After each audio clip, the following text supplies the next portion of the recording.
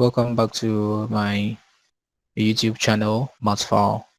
If this is the very first time of joining the channel, please give me a subscribe.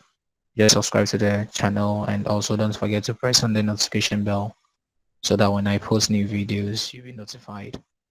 Now, in this segment, we're just going to talk about A-level, AS level as well, mechanics. And we're going to start with the very first topic over there, forces. Well, I should say with my experience of the the experience I've got with A-level mechanics, I can say for sure that forces is one of the easiest topics you come across. And it's actually one of also the most important because a strong understanding of forces makes your work very, very easy, especially when we start talking about the laws of motion and other things. Okay, so just like I said, today's video is mainly going to be focused on forces, and we're just going to talk about forces throughout. Now, for starters, I can say that a force is basically just a vector quantity. So when I talk about a force, I'm talking about something with both magnitude and direction. And normally forces are being represented with an arrow. So something of this nature can be used to represent a force. So I was talking about two things of the force, that is magnitude and direction. These two things define a force and it's a vector quantity, so definitely we're going to talk about these kind of things. So later in this segment, we talk about these things separately, the magnitude of a force and the direction of the force. Today's video, we're just going to talk about general form of forces. That's all. Forces can come in different forms. We've got the tensional force, we've got the gravitational force, that is the weight. We've got a lot of forces. So again, later in the video, or maybe not in this video, I'll try my best to make this less than 10 minutes. Um, Later we'll talk about this one so that at least I can maintain your retention. Okay. Now, when a force is represented this way, if we are to use the x and y axis, our normal coordinate axis, definitely you realize that the force will make an angle. It's not always so. Some forces make an angle of 0 degrees. So, but in most cases, you get a force making an angle. Now, breaking this force into components is going to be something we're going to really need. What do I mean by this? First, whenever you get a force, let's say there's a force, we need to do something called completing the force diagram. So let's say that this force is inclined to an angle of, let me just take this. This force is inclined to an angle of theta. Okay. Now, what I said earlier was completing the force diagram. So if you're going to complete a force diagram, there are two things you need to pay attention to.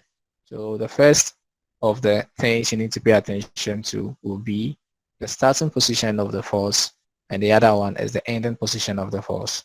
So completing a force diagram basically is like starting from the starting position of the force and ending at the same end position but taking a different direction. In this case, let's say that this place is labeled A and this is labeled C. Completing the force diagram basically means or implies that is there a different way to move from A to B such that you're going to get an angle of 90 degrees? So this question can be answered straightly. I think there is a different way. Let's say that this is a point C over there.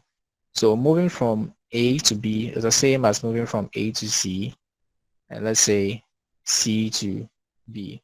Provided the angle at C is 90 degrees, we can say that this is a completed force diagram. So you can't complete a force diagram without indicating the arrows involved. Remember, we started from A and we went to B. So in this case, it's going to be the same thing. Starting from A to B, I can say that you can move from A to C. So we use an arrow to represent that. And similarly, we move from C to B.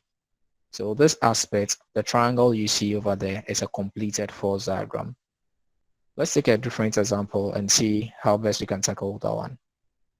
Okay. Again, to complete this force diagram, I need to start from the starting position. This time I'm using arrows throughout and end at where the force actually ended. So in this case, if the force was making an angle of, let's say, 30 degrees, I can do whatever I need to do to break this force into component parts. Like I said, this should always be 90 degrees. If it's not 90 degrees, it's going to make your work super complicated. Now, this is so because we can apply the Pythagorean theorem to this and get the components of the force. Just like I started, this force, let's say that the force was with magnitude 8 newtons. Now, because this is now forming a right angle triangle, I can say that the aspect of the force in the x direction, that is this side of the force, can be given by 8 cos 30 degrees. And the aspect of this force can be given by 8 sine 30 degrees. Later in the course, you realize that these two things are very, very, very important. Actually, you're almost going to do this every time when you start to deal with forces, because you need to break the force into components. So for a trick to this one, we can say that the aspect of the force that directly faces the angle takes the sine. It's opposite to the angle. And we know from SOHCAHTOA, trigonometry, sine is opposite over hypotenuse and cos is adjacent over hypotenuse. So the side of the force that directly faces the angle, that is opposite to the angle, goes with the sine, and the one that is adjacent to the angle goes with the cosine. So that is one thing you need to know about forces. So let's take some more examples, and like I said, I'll try my best to make this video as short as possible. So again, let's say that this is making an angle of 45 degrees with the horizontal. Um, if I'm to complete a force diagram, I start from the starting position and end at the ending position. So let's say that there's a completed force diagram. So you can see the arrow started from this side to this. If I'm to label this, which is not so important, but for explanation purposes, that's what I'm labeling. Moving from A to B is the same as moving from A to C, and later moving from C to B. Remember, I was like, the aspect of the force that directly faces the angle goes with the sine. Let's say that this force was with magnitude of, let's say 10 newtons. This force was with magnitude 10 newtons. And if that is the case, then the y aspect of the force, that is the vertical component of this force, can be written as the magnitude of that force. In this case is 10. And because this force directly faces the angle, we go with the sine of the angle. Similarly, the x component of the force will be given by the magnitude, which is 10. And because this aspect is adjacent to the x side, we go with the cosine, so cos 45. So we've been able to break down the force into components. Let's try a different example. Let's say this time the force is pointing downwards and making an angle of, let's say an angle of 15 degrees, angle of 15 degrees. And the force has got a magnitude of 15, let's say 18 newtons, so that we get different numbers. We can complete the force diagram in several ways. Whichever way you take, you're still going to arrive at the same deductions. Now I'm going to complete the force diagram in two ways, to the top and to the bottom. So to the top, I move from this side to get to the force. Like I said, let's assume that that is 90 degrees. It doesn't really look like 90 degrees, but we take it like that. So this is moving from this side to the side and this side to this side. Since the side, the y component of the force is directly facing the angle, I can say that the y component of the force is 18 sine of the angle, which is 15 degrees. and the x component, which is also adjacent to the angle, this will be given by 18 cosine of 45 degrees. Now, with someone who completed a force using the bottom parts, this is how yours is going to look like. Okay. So remember I was like this side is 90 degrees.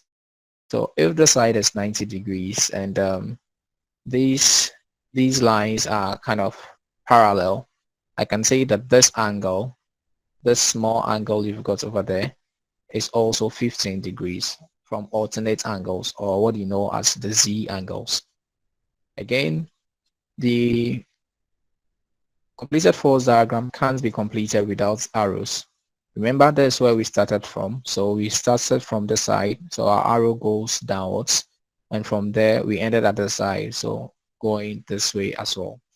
So someone using the bottom aspect, this side of the force, that is the y component of the force, is directly facing the angle involved. So I can see that this side becomes the magnitude, which was 18 newtons, sine of the angle, which is 15 degrees. As you can see, these two are the same. So whichever direction you choose to resolve your forces, you should get the same thing.